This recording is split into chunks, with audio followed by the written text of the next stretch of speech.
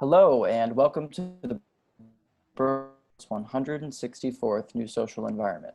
I'm Nick Bennett and I have the pleasure and privilege of being your MC today for a conversation between Kevin Powell, Shaniyat Chowdhury, and Reverend Dr. Donna Schaper. We're also thrilled to have the poet Joy Priest here, who will read to close today's program. And the Brooklyn Rail acknowledges that we are on the unceded territory of the Lenni Lenape, Canarsie, Shinnecock, and Munsee peoples. We acknowledge the many indigenous nations with ties to this land, and we recognize that the Lenape still call Mannahatta home. Finally, the Brooklyn Rail stands in solidarity with the uprisings that continue to unfold across the country following the murders of George Floyd, Breonna Taylor, Tony McDade, Nina Pop, David McAddy, James Scurlock, Jamel Floyd, Ahmaud Arbery, Rayshard Brooks, Rhea Milton, Dominique Remy Fells, Toyin Salau, Walter Wallace Jr., among countless others, and in response to generations of structural violence against Black communities. Black Lives Matter, and we will continue to support ongoing action in the struggle for racial justice. Before I introduce today's hosts and guests, we'd like to begin with a brief moment of silence.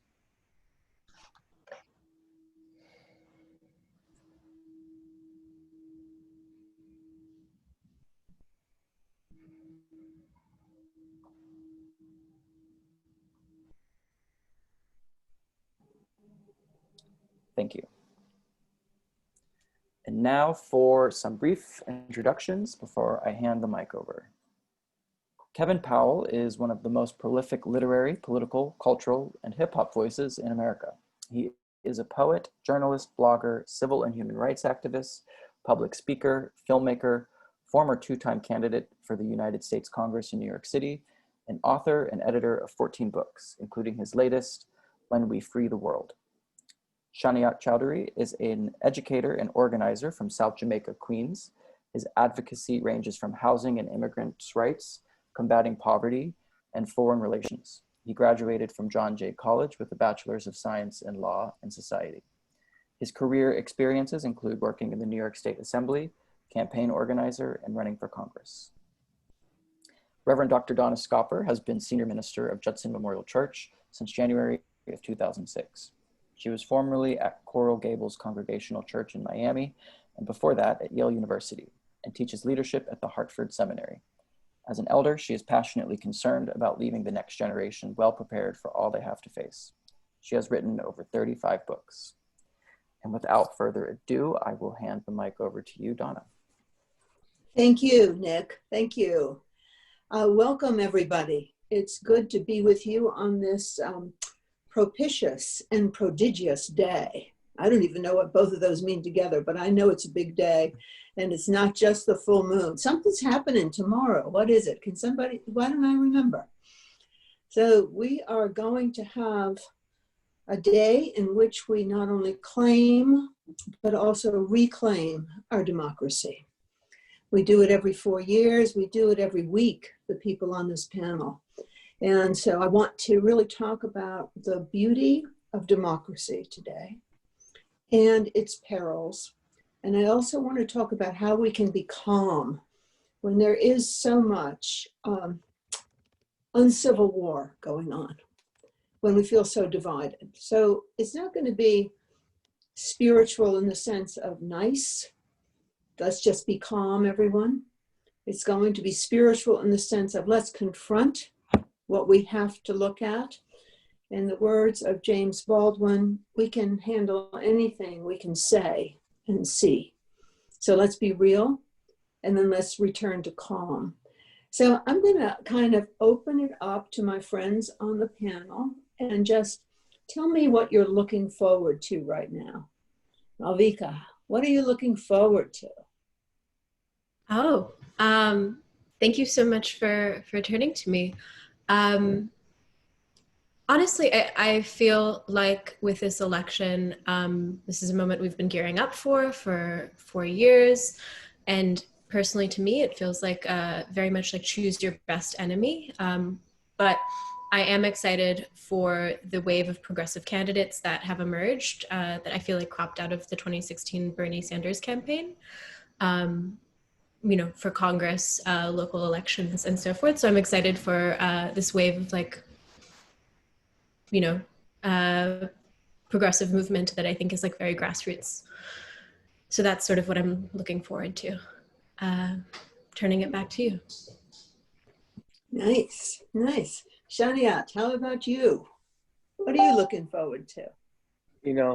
I'm not sure if I'm ever looking forward to what's going to happen after Tuesday. It's just flipping the next page onto the next chapter, the way I see it. I feel like we can't be complacent. I can't be complacent and feel comfortable regardless of the results until I know that all of our people are liberated. And I think that's the greater fight that a lot of us are going into right after Tuesday and the coming weeks. So I feel restless even now. I feel a lot of anxiety, not just regarding the results, but the unknown of what could happen going forward. So that's how I feel.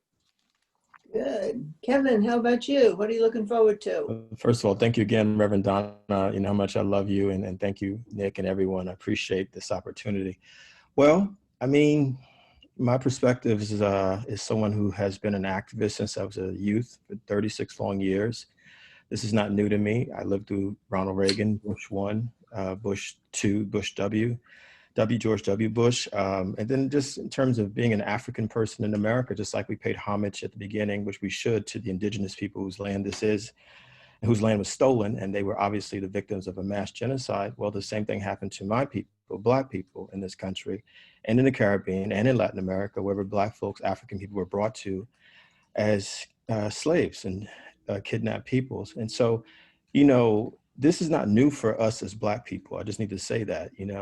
People are asking me, well, how do you feel about the election? Well, I feel the way my mother felt in the 1940s when she was born in 1943 in South Carolina. And, her birth certificate was marked colored. And I feel how, my ancestors have felt. My great-grandfather was killed, lynched for his land in South Carolina. This is not some new thing. And I think because of Donald Trump's ascension and COVID and the explosion of Black Lives Matter, which, as we know, has been around for 8 years, since 2012, 2013. But to see that video, 8 minutes and 46 seconds, all those things together, I think have made people realize, and I'm talking about folks who were not really woke, even those of us who call ourselves progressive, y'all know what I'm talking about, who don't really deal with racism, white supremacy, but now in this year, people are dealing with it.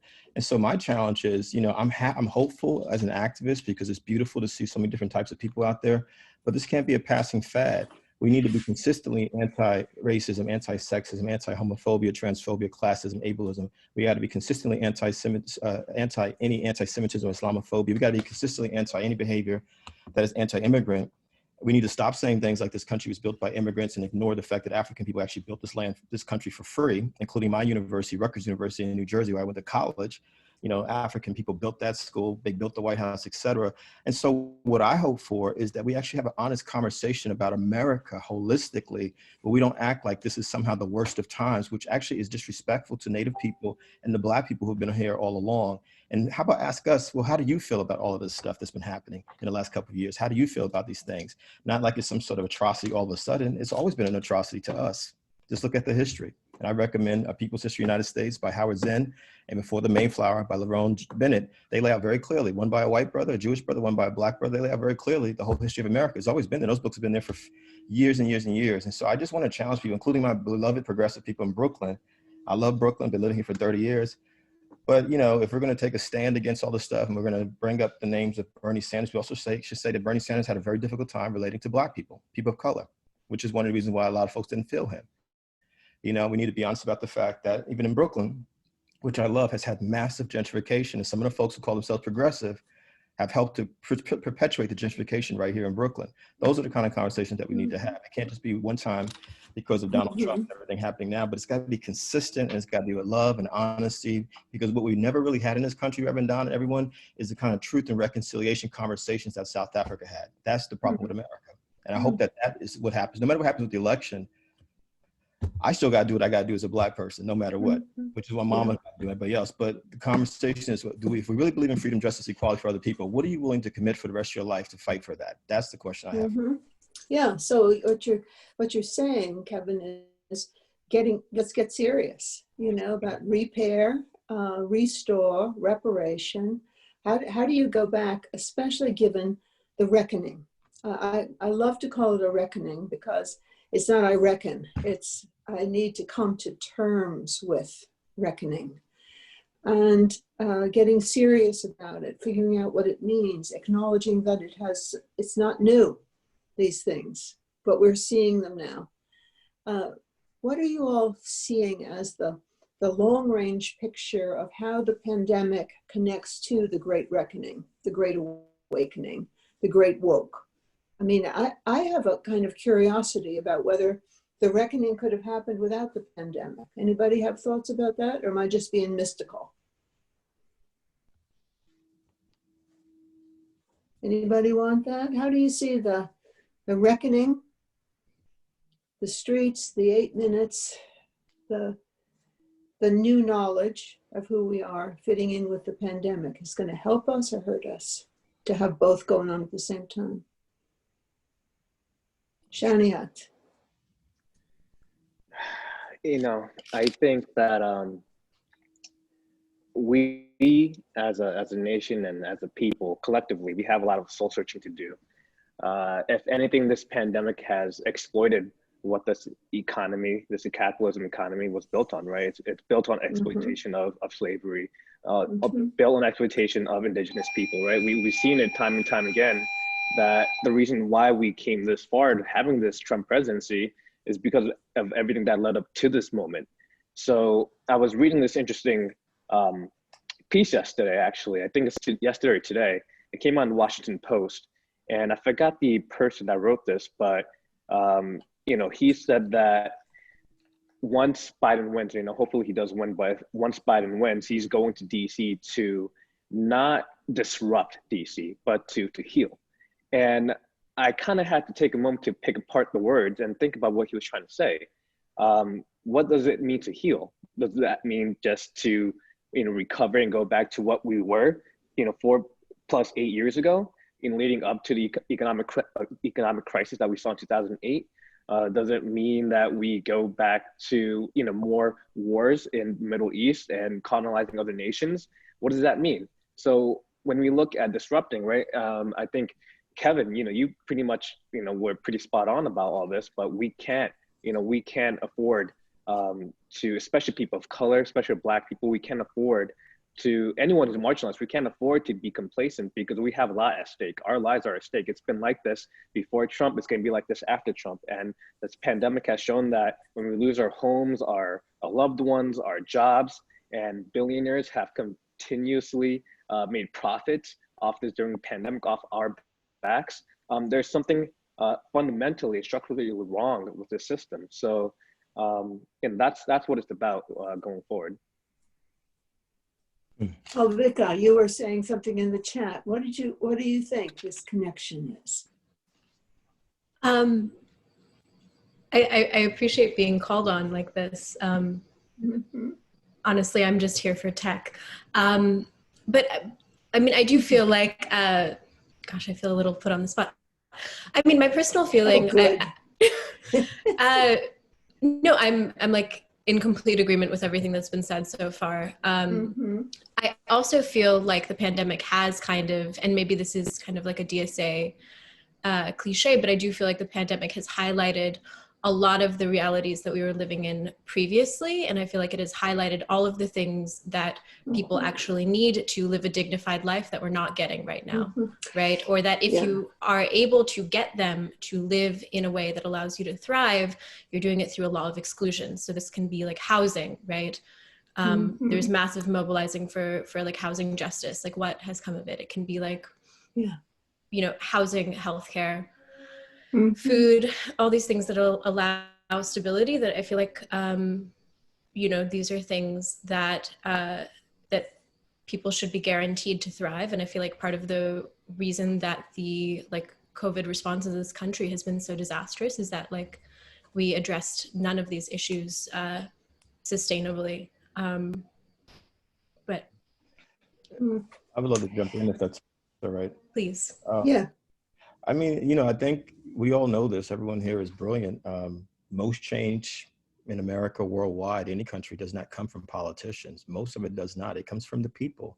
If you just look at the United States of America, think about the fact that, you know, everything from the abolitionist movement, progressive white folks and Black folks working together helped to end slavery. Think about the women's suffrage movement, you know, think about the gay liberation movement, think about the civil rights movement, think about the indigenous people's movement, the Chicano farm workers movement. We can just go through a list of things, and Black Lives Matter for that matter. Change always comes from the bottom and it works its way up. It's not like Lyndon Johnson, you know, was willing to sign the Civil Rights Bill in 1964 and the Voting Rights Act in 65 because he was a good man. Now, this is a man who is on record when he was president using the N-word all over the place. You know, he was a racist, but it was politically expedient, you know, because of the images that were being seen of Black folks in places like Selma, Alabama, Birmingham, beaten up, murdered all over the place, that led to this happening. The system, my second point, is the problem. The system is the problem. The system is the problem. The system was founded, quote unquote, by wealthy white male landowners, heterosexual white male landowners. And basically you can draw a straight line from George Washington and Thomas Jefferson, and for that matter, Columbus and all those so-called explorers right up to Donald Trump. What's the difference?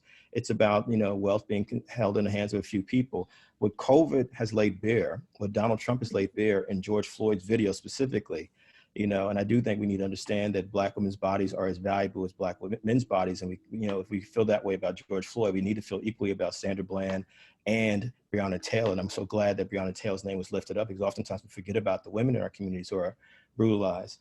But COVID, Donald Trump, and the George Floyd video, specifically 8 minutes and 46 seconds of the white police officer literally kneeing to death with no emotion whatsoever,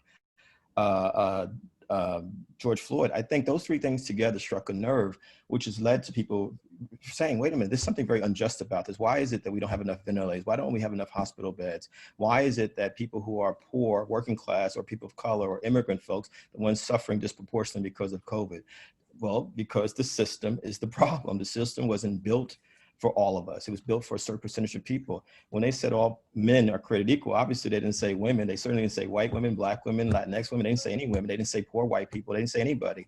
And so the only reason why we're even able to sit here as a group of diverse people in 2020 on this Zoom call is because of the efforts of people saying, we've got to make this a different kind of world.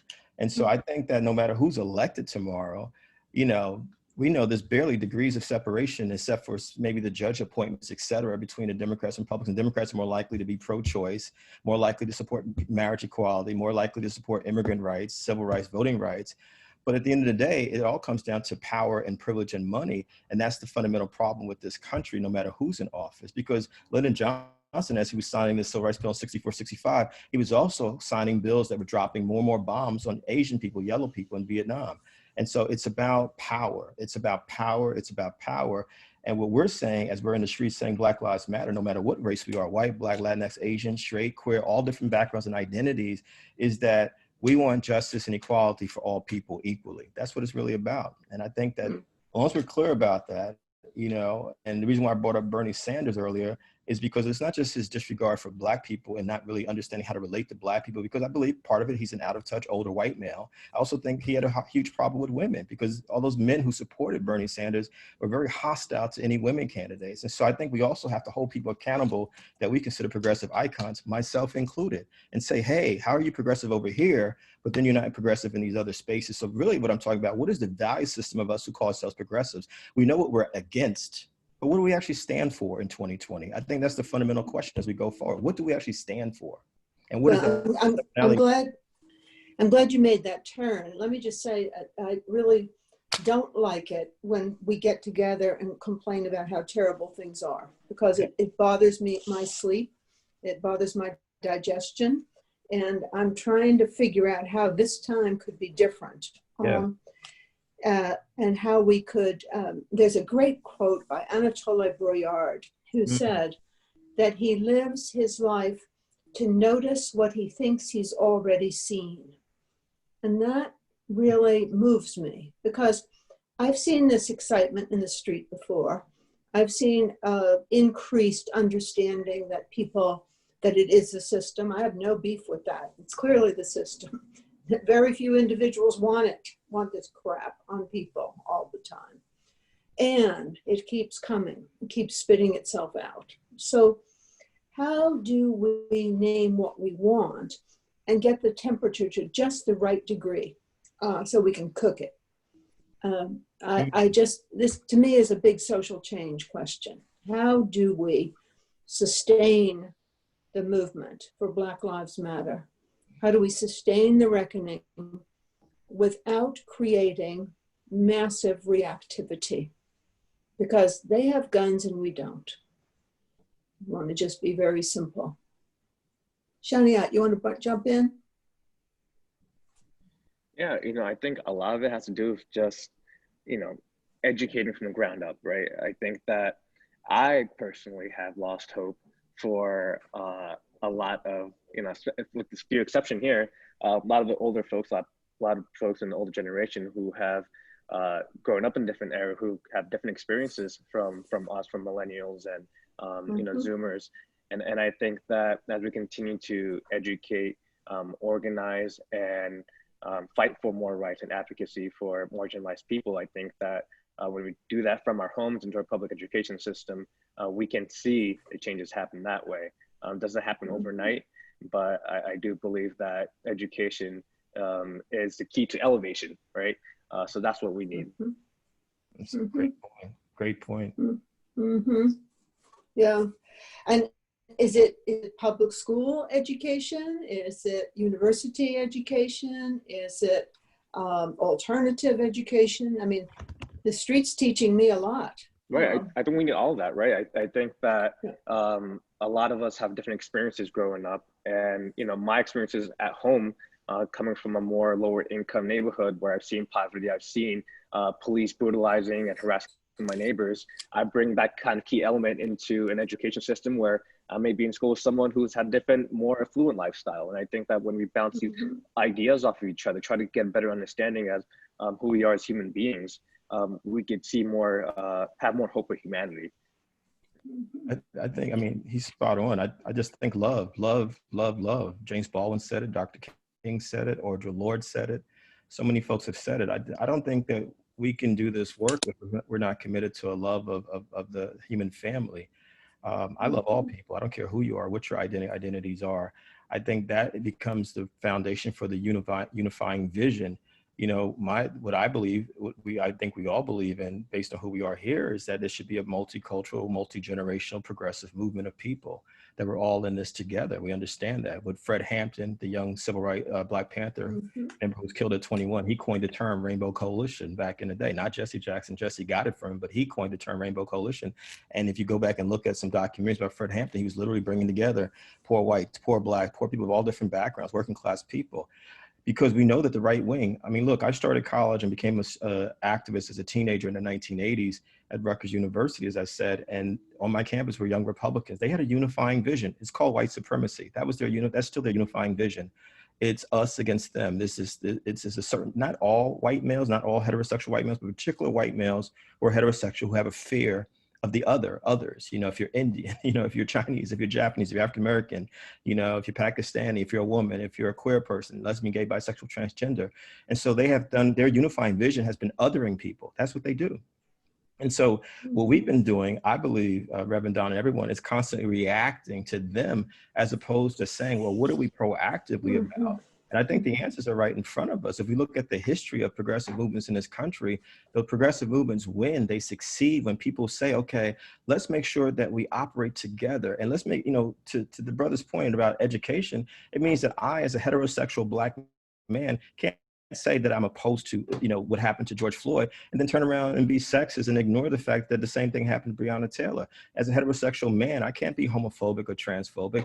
As someone who grew up poor but who's now middle class, I can't be classist.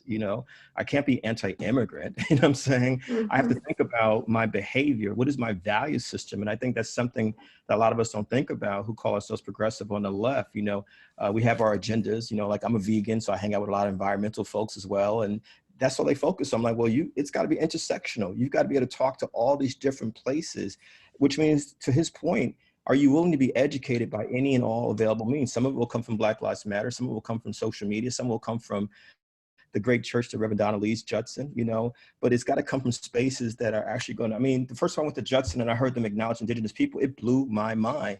because I never even thought about doing something like that. I was like, that's incredible. That was part of my Mm-hmm. education, like acknowledge who was here first. So I think that's what it is, but love, a unifying vision, and being willing to be educated for the rest of our lives about all these different things, including ourselves. Yeah, yeah, a constant. So I see that higher education is going through a real major transformation. It's possible that its business model finally failed out loud. And my favorite thing that I'm for is kind of small dash large. And it's less spiritual than yours, Reverend Powell. You know, I agree with Reverend. you about love. I agree with you about love, but I think we have to be taught to love across the aisle, across our ethnicities, across our classes. And the only thing I know that ever really did that was definitely not college, which is full of systemic segregation of people. You know, it just, it's like you might have been all right in high school in that you might have known somebody. But anyway, my favorite idea is national service for everybody, compulsory. 2 years. That. Yes. Age 18. Instead of going to college to learn how to drink, you go to college to, you go someplace else where you have to be with all kinds of people by lottery, and you gotta do your thing. And during that time, you get an education socially at the right time. Or the other piece of the idea is prohibit people from going to college till they're 30. You know, get your willies out, do something with yourself, have an adventure. But I am interested in, forgive me, everybody, more authoritative forms of social change where we make everybody do something as opposed to prevent anybody from doing anything. So it's just a way. And, you know, most of my reason for saying that is that the people I know who were in the military are less racist than the people who were never in the military. Over time, that's been my experience. Yeah, thanks, Mark. I guess I could attest to that. I'm a Marine Corps veteran, so sure. What was it like for you? What was it like? You know, I enlisted in an interesting time. It was 2011, so we were in the peak presidency of President Barack Obama, and we were just removing our troops from Iraq and Afghanistan. So, you know, I was working a low-wage job. I couldn't afford to go to school, and the military was an outlet for me. Fortunately, I didn't have to deploy, and it wasn't up until Trump got into office where we started going back into the Middle East. I had just left, and my last unit deployed back into Afghanistan. So I was in during the period where it was a kind of peacetime, but even during those moments, I realized how much money and waste we put into the military-industrial complex when we could be spending money, right, to eliminate student debt, where we could be spending money on making sure everyone has healthcare. It is possible. I think over the last 16 plus years, we spent almost $6 trillion on these endless wars. And these are all wars based on lies. So it's just crazy to see how even, and you know, I organize with a lot of veterans locally here, where we are now kind of, you know, molding into our own space to show that we could be anti-war and also be pro-peace. So it's been good post-service. Thank you for your service. Thank you for your service. Yeah.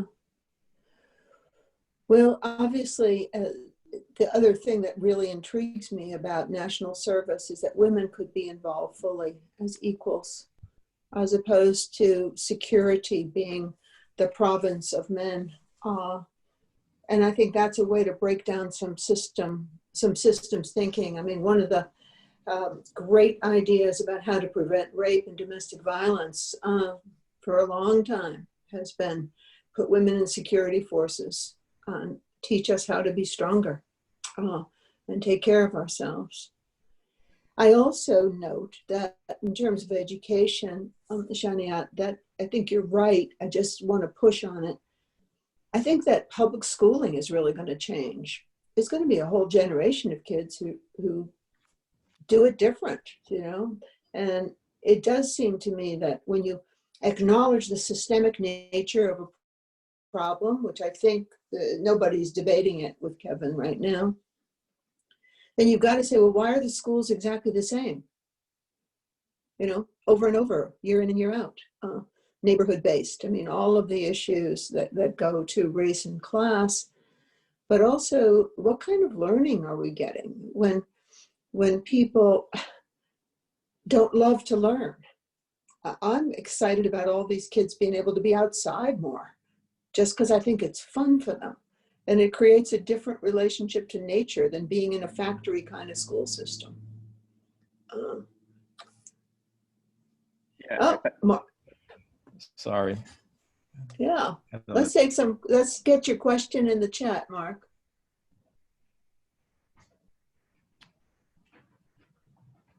Good, thank you. Yeah, so Mark is in the chat saying we're missing the huge elephantine in the room. And yeah, okay, go ahead. Yeah, I can hear you now. Right, great. Thank you, everyone. I love Brooklyn Round, very bright and educated people. I agree with everything said. I think we're really missing a huge elephant in the room, which is how corporations manipulate and use us and beat us down and create all these problems that just filter out. It's like there's these huge corporations and somehow they hide. And even from this conversation, how much they have and how little we have. And it began with, like Jefferson, when they were creating this country between the rich lands and slave owners and the poor, you know, everyday people. And it was a huge fight back then, and it still is around today. And it just filters down, and I think it creates so many problems. I don't have the answer. I just know that it's there. I used to work on Madison Avenue, working for these corporations. And I know how powerful they are and how well they hide. And it's kind of sad how they just, you know, they don't even become part of the discussion. They're so clever at hiding, but they really are, you know, all powerful. I mean, the way that a corporation go bankrupt overnight, whereas if I personally go bankrupt, I have debt for the next, you know, for the next 7 or 8 years. It's a country that was built by banks and these corporations. Against the people. You know, we'd like to say we the people, but it really is we the corporation. And I think that's something missing from this discussion that needs to be addressed. We're gonna have the same problems, just continuing onward and onward and onward, like I've seen in my lifetime. Did you see anything happen on Wall Street that taught you how to change the power of corporations for good? All I could say is, in advertising, what I did was I was actually part of the public relations. And what public relations is it changes public attitudes towards certain things, and you don't even know that it's happening. And they have like articles written about them in the New York Times or media or paper, and they basically manipulate the public. And you're not even aware it's going on. And like, for example, like there's like 7 PR firms in Manhattan. There's over like 150 in Washington, all creating laws and legislation and the way they want to twist things. And, you know, all these corporations donate to these PR firms and they make the laws. And it's really, you know, it starts there. And something has to change. And it creates all these economic problems where certain communities have less. Well, we all have less than corporations. I mean, they're beholden to the stockholders and the dividends. And we're just the little shits. We really are. And I think it's just so sad what goes on. And it's like we're pointing fingers at each other and we're missing the elephant in the room, which is them. These corporations are larger than most countries in terms of economics. They are massive. And we're just like little, you know, and yes, absolutely love and education, but educating them about the real things, not what I heard Trump wants to rewrite the school books, you know, to this rightist agenda and about, you know, I was like, oh my God, it's endless. So I just think we got to become more aware and you know, there's a huge enemy in the room. And Well, I mean, you know, Bell Hooks says all the time, name the oppression. The country is founded on racism, sexism, and capitalism. You just said it. It's, you know, that's what it is. That's the system. And again, the system doesn't even bend in any way unless there's people actually raising their voices. For example, to your point, Brother Mark, Black Lives Matter has forced a whole bunch of conversations from corporate America to Hollywood we would not have seen without the Black Lives Movement, without people taking to the streets. The problem is the lack of consistency. And I can say this as an activist for a very long time. We get out there for a little while, and then people disappear. And it's just a few of us that are committed, like the Reverend Donnas and a few other folks who do the work consistently. And until there's a consistent mass movement, because the right-wing movement has been a consistent mass movement for 40 years now, since the ascension of Reagan in 1980. We know it's been going on before, but I'm talking about in its modern form. That's what it's been. And so I hear you loud and clear. I agree with you 1,000%. But the question I'm going to keep throwing it back to is, what are we willing to do consistently? You know, I know what I do, you know, I know what some of us do here, but it has to be consistent. I'll put my email in here. I'm down to talk with and work with anybody, seriously, because this is about the work at the end of the day, because the conversations are important, but it is also like, well, okay, what are we willing to do then? Let's get busy. Let's roll up our sleeves and make some things happen. Let's actually build something like E. Vensler, who now goes by V, says, let's create the alternative to what's there. Let's do that. I'm with it. And to add on to Kevin's point, what I found really interesting actually this past weekend when you know, President Obama was out in Flint, Michigan, actually talking about how, you know, we don't have to worry about Trump after Tuesday. You know, I found it ironic that it was happening in Flint, where his administration had left in the midst of crisis of the Flint water crisis. And I think that it's like people like in Flint, Michigan, people like in Newark who still have clean water. Those are the folks who are still going to be feeling the effects of whether it be Trump's administration or Biden's administration, that we need to be fighting for them. So yeah, we can't afford to stop fighting, because the moment we do, to Mark's point, right, these corporations are going to continue to capitalize on the backs of working folks and continue to make money while we lose everything. Yeah. So, I mean, obviously the only way to get power over corporations is obviously to become alert to it. I like that word, alert, aware, woke, awakened, understanding. But then you have to do things to them. I mean, I'm kind of interested that both Republicans and Democrats are interested in curbing the capacity and power of the big techs right now. That's been a very interesting moment. And I wonder, you know, are there ways to tax profits over a certain amount? Occupy was wonderful with ideas about what the 99% could do to the 1%. I mean, what is it with the 99% that we allow them to get that much money? That's what I wonder about. Why do we do it? If we're 99 in there 1, you know, what's the deal? Anybody else got any ideas? We'll give Mark one chance at it. Then the rest of you got to figure that out. Can't hear you, Mark.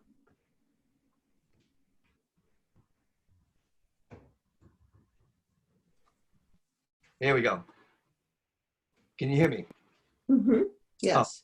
We actually do have a lot of power. If we band together and like just stop buying Apple or Amazon, who doesn't pay any taxes annually, or basically the trick that most corporations pay, which is every year when they pay taxes, they take their last year's inventory and cut it in half and say, oh, I don't have to pay that much in taxes because now it's a year old on January 1st. They all do that. But so if we band together as a people and just start boycotting these things with a message, you know, we are very powerful. They will listen to that because when they see the profits go down, that they pay attention to. That's it. And I love what Malvika just posted to our chat about the plan that Rashida Tlaib and AOC have. I mean, those are the kind of alternatives that we need to see out there, to Mark's point. Thank you for sharing that, Malvika. That's very important. No problem. Oh. All right. We've got somebody wants to talk about more local organizations. That's Emily Shania, Dean. why don't, Yeah. Emily, Thank I you, think you Emily. should be able to turn on your mic now. Hi, thank you all so much for being here today. Yeah, I was wondering if you can both talk about local organizations and local races coming up, city council coming up next year, and who are some people who we are looking forward to coming around the bend, and if there are any people doing good work that you would like to highlight. Yeah, shortly after my run for Congress in June, I immediately hopped on the station to help out all these other candidates who are running for office next year. I think city council is going to be huge, huge next year, considering how that has like the most impact on us here in the city. So I am supporting a few local candidates who run for city council. For example, there's Alita Gagarin. She's running for city council in Queens in the Kew Gardens, Forest Hills area. I'm supporting Shahana Hanif, who's running in the Kensington area of Brooklyn. Sandy Nurse. I'm supporting Diane Morales, who's running for New York City mayor. Supporting Felicia Singh, Jocelyn Carr, Mamin Ahmed, my boy Tim Terrain, who's running in Hollis. I think that South Jamaica, it's communities of color that need a lot more love. And it's the reason why I'm supporting him, because he's been a big advocate for that. So I'm going to include all the links, but these are candidates who, just like us, have unique stories and experiences that really reflect on what we are facing today. And so, they're great friends, but also better humans. And I think that these are the kind of candidates we should be supporting. So I'll include all the information down there in the chat. Thank you. I want to see those things. So I can't answer that question, Emily. I want to see what is shared, and I want to explore myself. I've been so focused on this year and the craziness of this year, but I definitely will be involved in all the stuff happening next year, because I do think what I'll add to what the brother just said is that local elections do matter. I mean, this is where we've seen the DSA and Working Families Party, other groups, get folks in office who are more progressive. I think we need to continue that, because unfortunately, some of these folks get into office and they use it as a personal fiefdom, as a queendom, a kingdom. And after a while, it becomes like a family business. And I love the fact that AOC won a couple years ago, and folks like her have ascended to office, because it really is about getting we the people into these political positions. We may not be able to control who the president of the United States is, but we certainly can in New York City dictate the kind of progressive politics need to represent us. I do feel that very strongly. Sorry. Thank you so So much. let's talk about the new Green Deal, because I think it's a crossover. It creates new systems.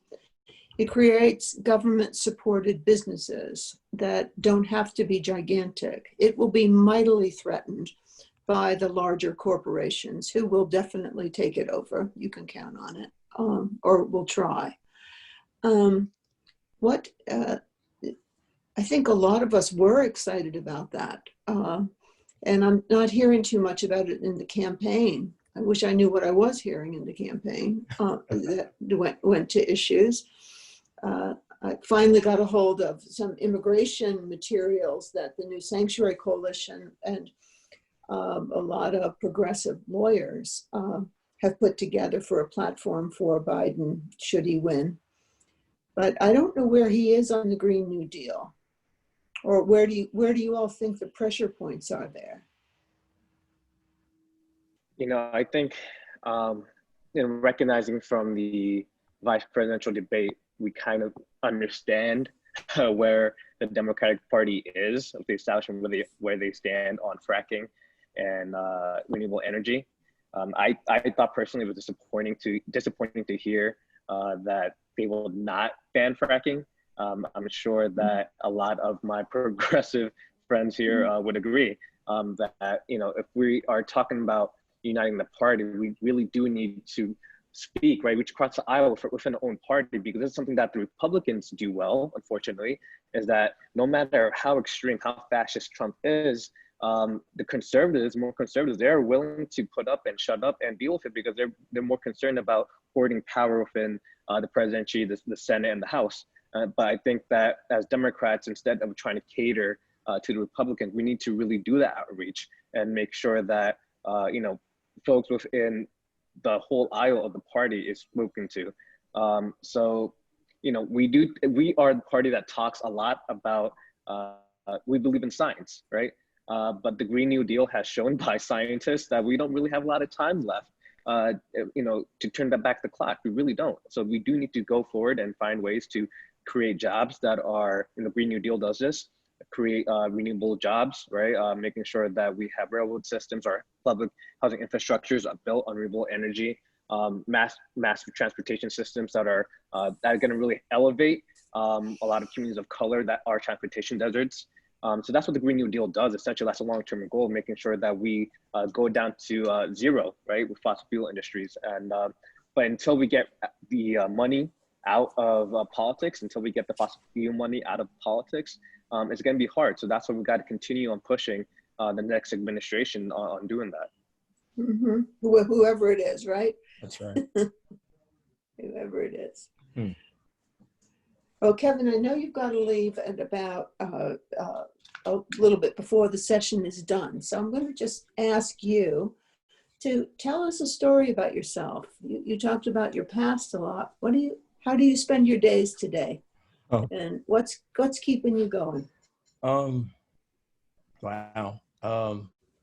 Both elders and young people, because I'm being in the middle, being Generation X, we're in the middle, those of us in our 40s and 50s at this point.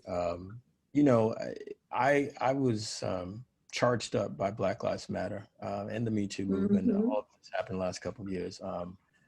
I've known Toronto Burke, who created the Me Too movement for years. We actually did Hurricane Katrina relief work, and it's been incredible to see the rise of these movements. I never thought I would see this. I remember when the word activist was actually a dirty word. Sorry, there's folks working on things in my apartment as we speak. And some of us would even be ashamed to even call ourselves activists, but it's been in spite of COVID and everything that's happened, I just, I see the pockets of critical thinking that Brother Mark is speaking to, like not being afraid to name the elephant in the room. People have been doing it very loudly and clearly. The way we're exchanging right now in the chat room, people asking, what do I read? What do I watch? What do I listen to? Being willing to acknowledge, one, that our educations have been, many of us, not all of us, but a lot of us have been very bankrupt, whether we went to public schools or private schools. If you don't know about people that are different than you, if you don't really know about the real history of this country. And so that's what keeps me going. I'm still writing, still organizing. There's a group of us that are quietly working on building another organization. In 2021, we decided to wait out this year because of COVID, the presidential election, all this craziness stuff that's happened this year. But I'm really excited about that. And certainly want to connect with folks here because I think these local elections next year are very critical. And I definitely want to be involved in that in every way. Some of you know that I also ran for Congress in 2008, 2010. And I'll be honest about it, I was very saddened by how people reacted. I mean, to Sean, the brother's point, New York City is a Democratic city, but some of the worst behavior I've ever seen has come from Democrats, progressive people, no matter what party or non-party affiliation there is, which is why, Brother Mark, I did bring up that word love, because I think, even as we're saying, let's talk about the elephant in the room, some of us are very ugly to each other, very, very ugly to each other. So I think about my own value system and how I operate as an activist, and where's the kindness, the love, the compassion, the empathy, the ability to listen to people, and if you don't agree with them. And I think that's something we got to think about, so that's where my work is in those different spaces. And I try to practice what I preach as a vegan, as a yogi, as a daily meditation person, because I think this work has to be holistic. I've also seen a lot of people who've done this work for a very long time literally give themselves out to the communities and to the political struggles, but slowly self-destruct. We gotta be honest about that, because a lot of us don't even get a blueprint on how to take care of ourselves, as we're talking about the changes that need to exist in the community. So for me, more than ever, it's gotta be holistic. What are we doing outside? And what are we also doing inside? It's gotta be both. Yeah. Shaniyat, how about you? How do you spend your days? Well, most recently after my election, actually, I'm now a substitute teacher. So I am a full-time substitute teacher here at my old high school. So that's why you're interested in education. Yeah, teachers are, they're the ones that helped me become the person I am today. I really didn't come from a well-established foundation at home. So I found a lot of clarity and a lot of solace here at my school. A lot of my sport coaches also a big part of my life. So they really helped me become the person that I am today. Even after high school, throughout college, through my experience in the military and running for office, they were always just there. So, you know, realizing how the lack of teachers in our public education system is needed, seeing how understaffed, under-resourced, you know, someone has to be there for the children, right? That's what this every election, what's about, in my opinion, is that really trying to mold the next generation, because every decision we make today is going to determine the outcome for tomorrow. So, and the teachers are a huge part of that. Educators are a huge part of that role. So yeah, you know, I find just it a humbling position just to be here, and, you know, trying to do what I can to give back. Mm-hmm. Good. You know, there's this theory that any kid who has more than 10 touches from an intimate adult that are all nice touches, positive touches, coaches, teachers, pastors, grandparents, that parents can't do it alone. And I think that's something that I really, really encourage as a way to make things work. So you're doing it. Doing it. All right, Kevin, you get the last word here. Wow, there's a lot of great questions in the chat. Wait, you're born on April 24th? That's hilarious.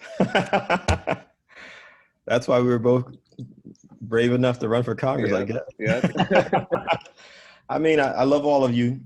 Just thank you for the opportunity. I was serious. I mean, you know, no matter where you live in New York, I would love to stay in touch. You know, much love and respect to the Brooklyn Rail. You all always have done great work, and I really appreciate you all. Reverend Donna, you know how I feel about you. You're one of my sheroes forever. You know, just thank you. I hope that we can all work together in some other ways. You know, and I certainly want to definitely be involved in this political process next year. I will be. And I was trying to see if I missed anything. Wow. You're outsider. Who are you as an outsider? Do you think of yourself as a political outsider?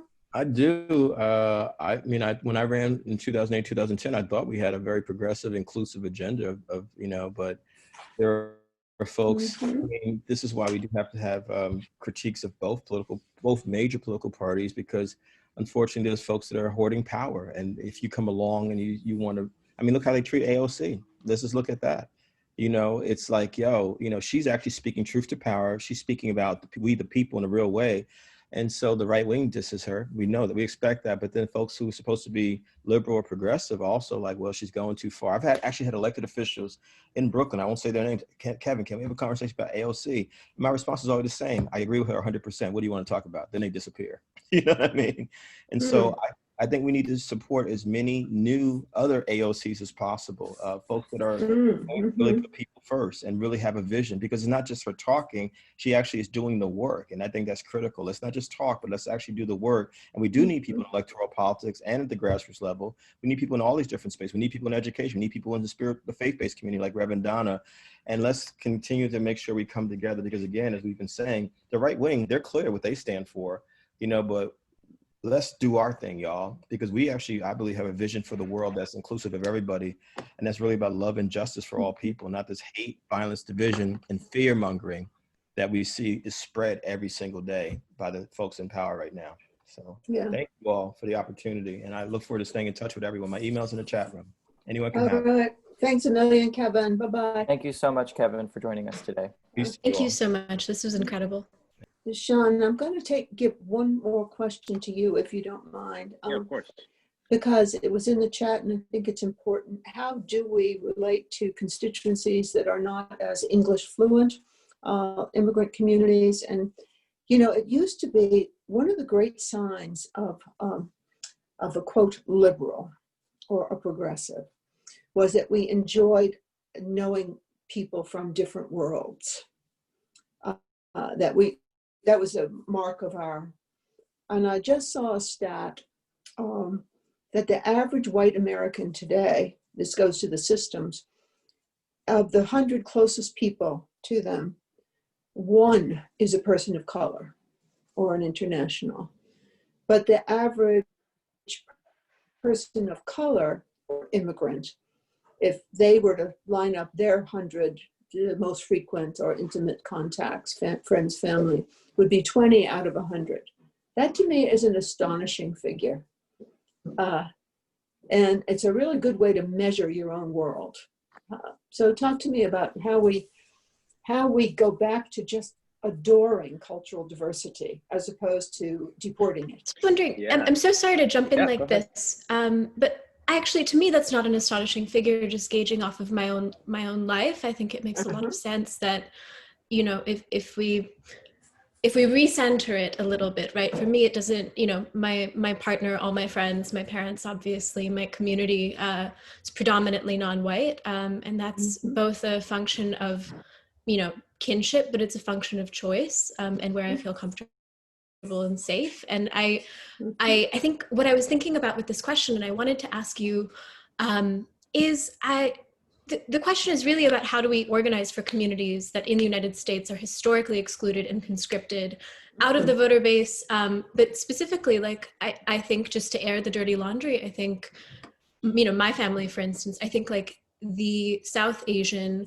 specifically Hindu, Indian, but South Asian, like immigrant population is just like a wild west, right? They veer radically right, they veer kind of left, but I really feel like a lot of it is like until recently, no one was really organizing with someone like my father in mind, right? No one was organizing linguistically with someone like my father in mind. No one was organizing thinking like, here's a man who recently became a citizen, can vote. And, you know, I will also say, like, Trump was rallying and holding events with my father in mind, right? And that is a very eerie thing to see. And I feel like I'm seeing this with a lot of my parents' generation. And I wonder if it's different for you. And I wanted to air the dirty laundry, but for me, I'm seeing a lot of people who moved to the United States between the 1980s and the 1990s, early 2000s, historically like socialists, maybe even communists, certainly left-leaning in their own country, now veering a little bit more center, a little bit more right. And I see it more as like a lack of like community outreach, a lack of like someone coming out, a lack of like feeling invested in and invested and embedded.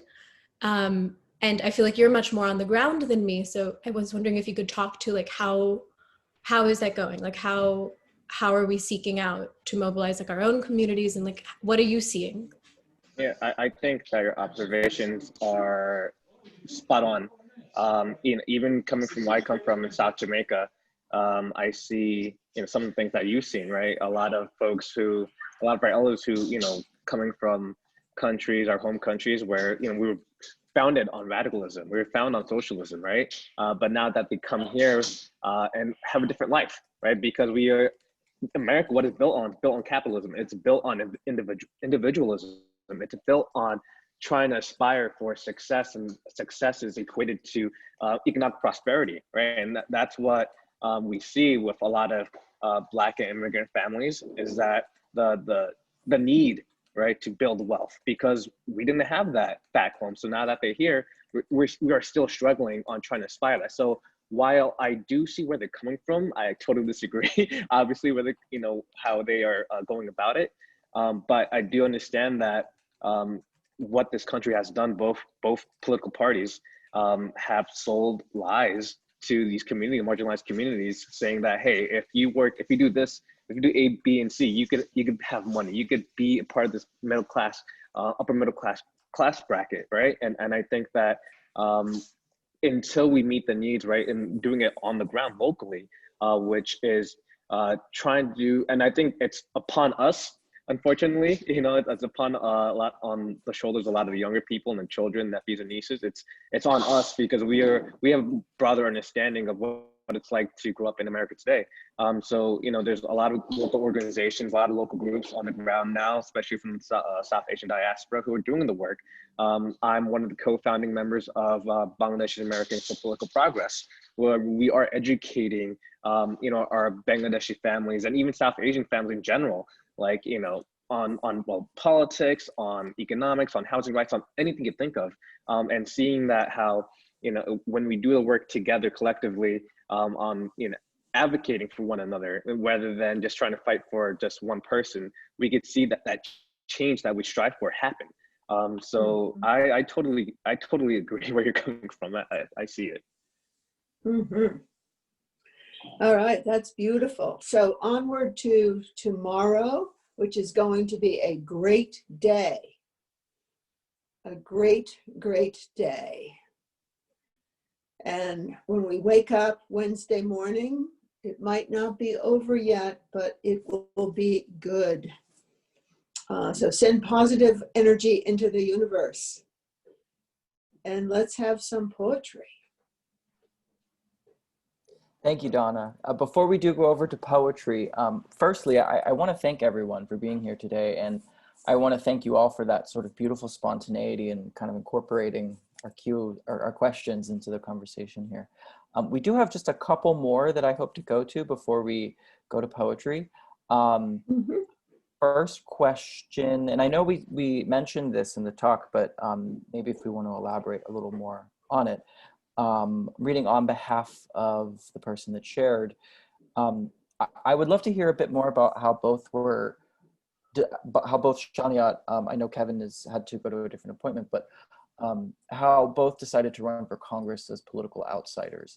And again, I know we've kind of mentioned this and this has been talked about, but the question specifically asks, in the sense of not being part of bankrolled white political legacies, how much of your congressional runs and work as organizers have been informed by experiences growing up as members of your community and other communities as a whole? So maybe just kind of elaborating a little more on how you kind of decided to run and how that whole process looked for you. Yeah, I think it's all of that. My experiences growing up as a working class, Bangladeshi American coming from an immigrant family who lives in public housing. I think all of that plays a huge role. When I decided to run for Congress, it was just a moment of just seeing the conditions of what our country, our government has not only done here, but elsewhere. When I decided, I was actually down in Tijuana, Mexico in December 2018. And this is when the whole caravan thing was going on. And a lot of my veteran organizers and a lot of former AOC staffers, we actually went down to Tijuana to help asylum seekers who were moving up from Central America. And, they're coming from Central America from countries where a lot of the laws and a lot of government a lot of government that were overthrown were because of us. So a lot of conditions that we had set were affecting a lot of families that are migrating up north because they have nowhere else to go, right? When we see that mother and children, and the vast majority of them are mother and children, they're coming up to the border, that should tell you that they have nowhere else to go. And listening to the stories and the experiences was just heartbreaking. And it was after that moment when I decided, if it's not me, then who else? Because we need everyday people running for office. We need everyday people just to believe in themselves, believe in the communities, and come together and just have a new vision. And I just had a greater belief in that, change doesn't happen overnight. It is always going to be hard, but you always got to keep believing that there is hope for the future. So, and it's more than just running for office, but it's about what are you going to do, outside of that. What are you going to do to organize? What are you going to do to help other people who may be just everyday average voter, who may not be electorally as engaged as as we are, but what are we going to do to make sure that everyone sees a vision that we see? So, that's just been my journey right there. Well, thank you for taking the action.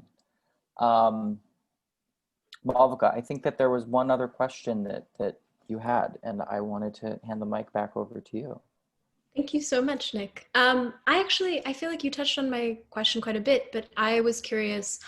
I would love to hear a little bit more about Brand New Congress and Justice Democrats and, what that, I don't want to say recruitment, but what that process looks like behind the scenes, right? Because clearly there's something building here, intentionally seeking out, sorry, like intentionally seeking out candidates like yourself, And I want to know, like, what does preparing for political office to run a campaign against a political incumbent, like, what does that look like behind the scenes? And like, how did you prepare for this role? And then my second question is a lot more broad, but I'm wondering, like, what's next for you? And if you can give us any specific recommendations for what should be next for us looking forward. Yeah. With brand new Congress and Justice Democrats, they're really selective with and as they should be, they're really selective with the candidates that they recruit, making sure that their working class experiences really do reflect the movement that we're trying to build here. And these are just, your teachers, your organizers, your activists. My favorite win this year was Cori Bush winning down in Missouri 1. Shortly after my election, I had to go down there and help her win because I just had a gut feeling that she could pull it off this time, and she did. So it's very excited about that, but it's just seeing how authentic a lot of these candidates are right now, the officials, but seeing people like AOC, Rashida Tlaib, all these folks are just genuine people at the end of the day. And I think that when you put that with the work that they've done in their own communities, it's just everything that we aspire to be as a movement, to show that we could take on the machine, we could take on the establishment with regular working people. And it was just a months-long process of interviews after interviews. There's a huge screening process, and you got to go through each level. And when it comes down to when they feel like it's just, I guess, just building on trust. When it comes down to when they come out and support you, it's such a big relief, because here on the movement, we're still trying to build that our institutional power, right? Because a lot of the institutional power that the modern Democratic Party has is built on corporations and these billionaires who are infiltrating our electoral politics. So we need to counterpower that with our own institution of itself.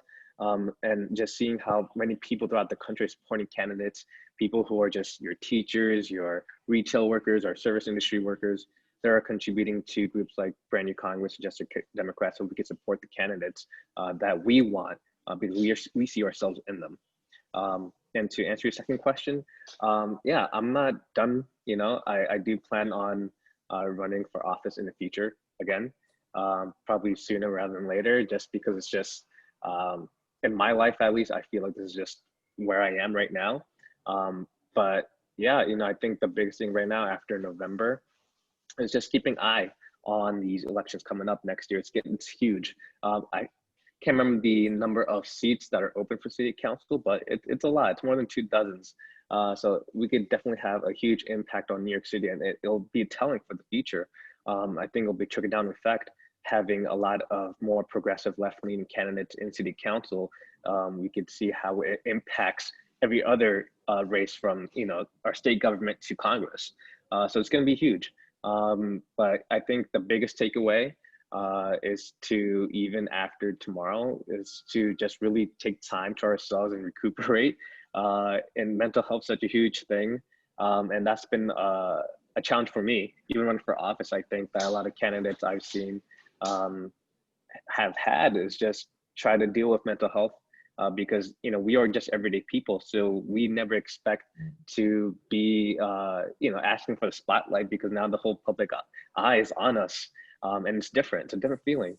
So I think that even as activists, organized, we should aspire to do the same thing, and make sure we take time to ourselves and just love ourselves and be with the people around us. Thank you for Thank you so much. Yeah, what a beautiful response. Yeah. It is like a calling. It's like a calling.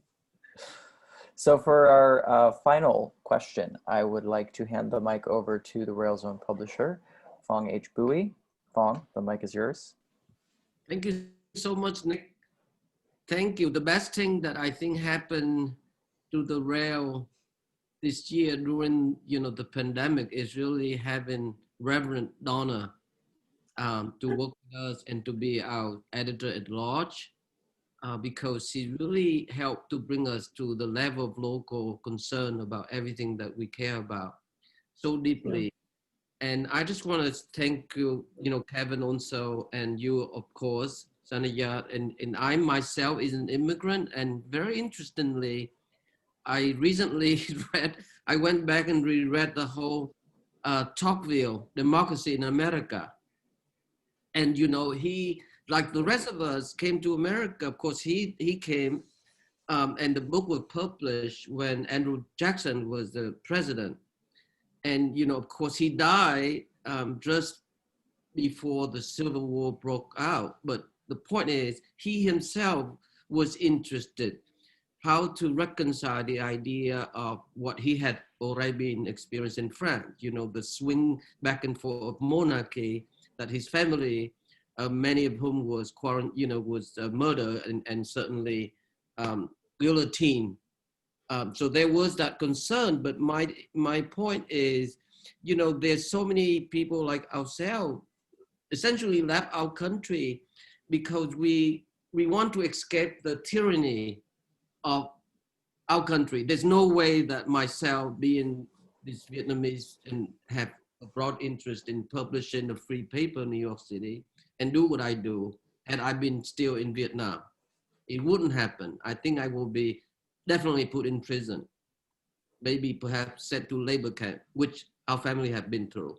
So the point is that it's incredibly fragile. He wants the fragility of this democracy as an ongoing experimentation, and we can't really afford to fall asleep at the wheel. And I think we have been. Donna and I spoke briefly about this in '91, the end of the war.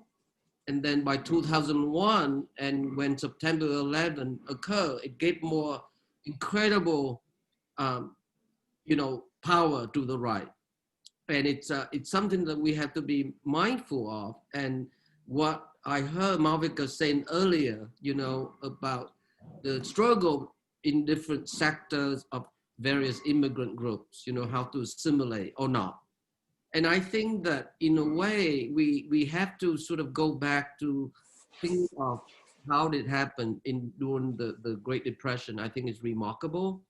I've been reading also a great deal of the WPA and Eleanor Roosevelt particularly, and how much they pour in, like what you're doing now, teaching, is so important to the foundation of this fragile democracy, you know, library and school and education. And I think the reason racism exists in this country, the misogyny, the homophobia, bigotry, and lack of science understanding, is all about also the educational system. From the time that our children are in kindergarten, we do not teach them who contribute, what contribution had made by different people. Native Americans, who was the first slave, whose land we sit on, yet we never really acknowledge and thank them, never compensate them for the land. Well, they were pushed to Oklahoma. The African slave that Kevin mentioned early on, who built the White House, the Congress, his school, and, you know, thousands of other buildings and whatnot. The Mexican who tilled the fields, who built our railroad, the Chinese, you know, the Japanese, the Filipino, people from India, you know, Vietnamese. And I mean, these are people who really build this infrastructure, yet none of the narrative has been included. So I think one of the most important things that I feel we have to work together, which is one, you know, instant that I have once talked to Howard Zinn about, you know, he's been the godfather of my friend, Dan Simon, the publisher of Seven Story Press, is that we have to work towards that early publication, early textbook, Donna. It has to happen. Yeah, I think that's one of the first things we must do at the moment. You know, one of many, that to me, it will be my lifetime, my lifelong commitment. And I hope that we can work together.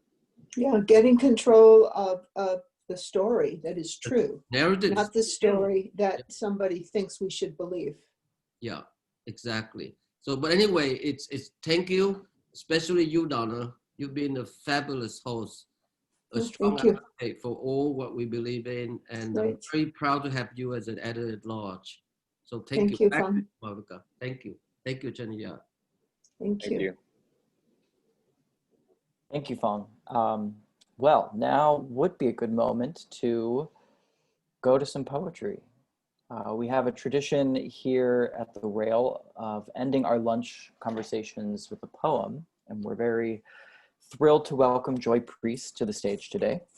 Joy Priest is a writer from Louisville, Kentucky. Her book, Horsepower, was selected as winner of the Donald Hall Prize for Poetry. Her work has appeared in Academy of American Poets' Poem a Day series, Poets and Writers, and many others. She is a doctoral student at the University of Houston. So, handing the mic over to you, Joy, in Houston. Hello, everyone. Can you hear me? Yes. Good. Okay. Was I only supposed to read one poem? I kind of. It's up to you. You have the authority. I just prepared a little medley of things. Wow, as a scholar, I have so many thoughts after that conversation. I'm going to start with this poem, A Personal History of Breathing.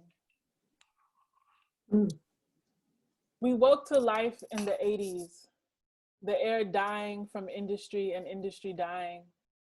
Train brakes groaning to a stop in that singular scent of horses, their muscular lather and manure moving down river to Mississippi.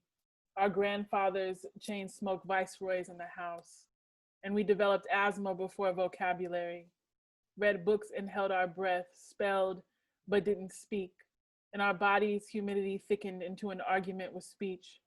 When we joined our fathers' households, they trashed our plastic bags packed tight with medicine bottles and inhalers, curated over the years by our mothers who smothered us, our fathers said, mumbling something under their breath about being a man. We were daughters. We were Black and so sons too. They vowed to make us stronger, big-lunged, lit our cigarettes, handed us grip-pleated paper bags in place of pills. In the 90s springtime, we suffered through neon particles of pollen, suction film-like to all blooming surfaces, innocuous in natural purpose, but perverted by a chemical monopoly modifying plant sex and the work of bees. We became allergic to apples because we were allergic to apple trees. At the plant, our fathers were talking their co-workers out of the Ku Klux Klan while we hooped on our still segregated basketball teams, outgrowing childhood over an iron-rimmed summer at parks oxidized to rust. At 14, we went to work at drive-through windows, fried batter air settling in our hair, black and mild smoke breaks freaked to extend time, and some of us went off to college with polluted memories. And some of us ended up at the school clinic with anxiety and traumatic stress, acid reflux and lactose intolerance, the nurses said was genetic. We didn't have the phrase environmental racism yet. And sometimes we just forgot to breathe or realized we've been holding our breath. We tried kombucha and herbal teas, yoga and meditation, signed up for classes with suburban moms on Xanax and Ambien, and we acted brand new. Until a man hawking cigarettes, second shift side hustling like our fathers stopped breathing on a sidewalk.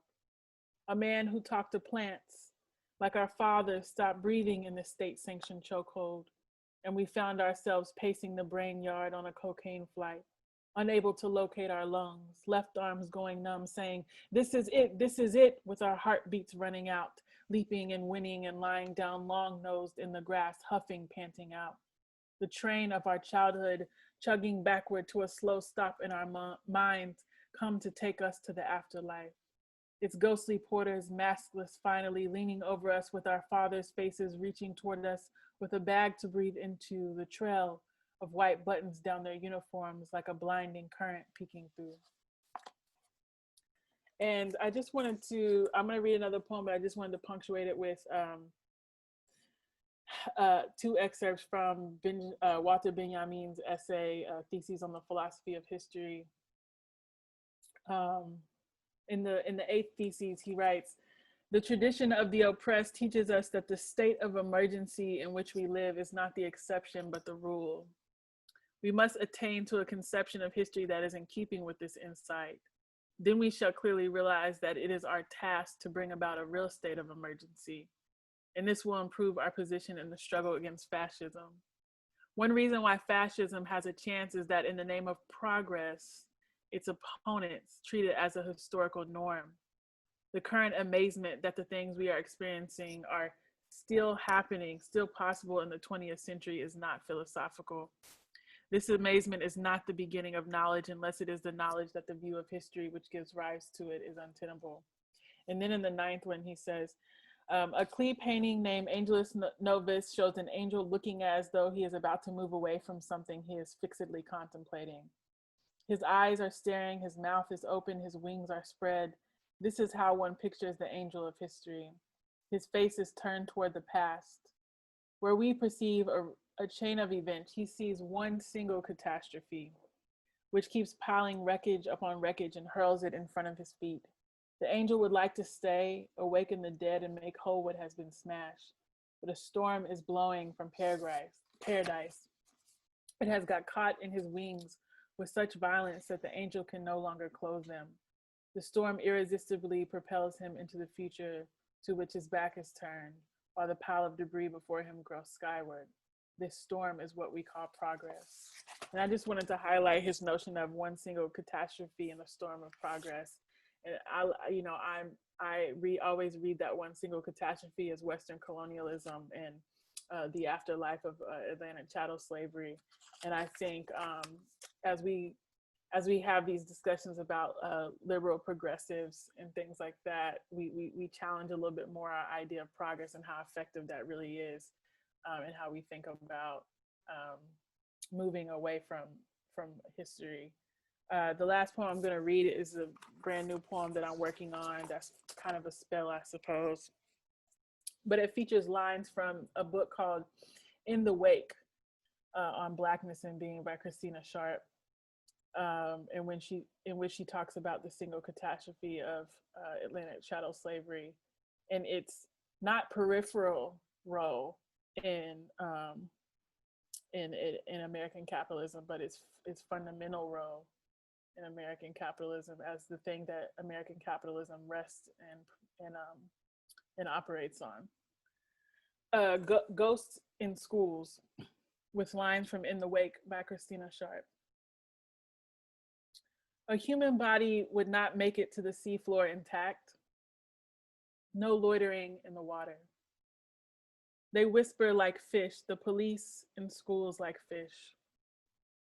Snapple real fact number 956. At the deepest point in the ocean, water pressure is equivalent to having 50 jumbo jets piled on top of you. Now sometimes my lungs feel like stones in the hypnagogic hour. The faint formation of land in the distance, that's when the first horror struck in the mind of the African. Because nutrients cycle through the ocean, the atoms of the people who were thrown, hey, we don't talk like fossils in this country. No loitering in our history. We avoid our shadows like fish, ghosts in schools like fish. We were always white folks, white well, ain't that some shit hidden in the language, in the pelagic tunnel's narrow corridor of attention, fish whisper. The amount of time it takes for a substance to enter the ocean and then leave the ocean is called residence time. Standing midnight at the Atlantic harbor, I can't see them, but I hear the fishermen out on the water yelling to one another, as if they've just noticed the sea beginning to part. A corridor of murdered Africans, million ghosts marching to Wall Street. Human blood is salty, and sodium has a residence time of 260 million years. Thank you. Thank you so much, Joy. I wish we were all together so that we could hear the applause for your beautiful poems. Thank you for closing our conversation today with your poetry. Thank you, Donna. Thank you, Shaniyat. Thank you, thank you, Kevin, for being with us today for this conversation that will undoubtedly give us the energy to make it through today, make it through tomorrow, and is reminding us that, you know, it doesn't stop after tomorrow. Whatever happens, there's a lot to be done in the weeks and months and years after that. So I want to thank you again. I also want to mention that October marks the Rail's 20th anniversary, and we are committed to remaining independent, free, and accessible to all in conversations like this and in everything we do. Tomorrow, we encourage everyone that hasn't already to go and vote. There is a link in the chat if you still need to find out your polling place or your registration. So please vote. Thank you everyone that has already voted early or by absentee. For everyone that has voted, we will be screening Jonas Meekas's film Walden tomorrow. So tune in to receive the link to view that. It will be here as we are here every day at 1 p.m. I want to thank you all again, and feel free to activate your mics to say hello or goodbye on your way out. Sure, that was incredible. Just like, Yeah. Thank perfect. you, Shaniyat.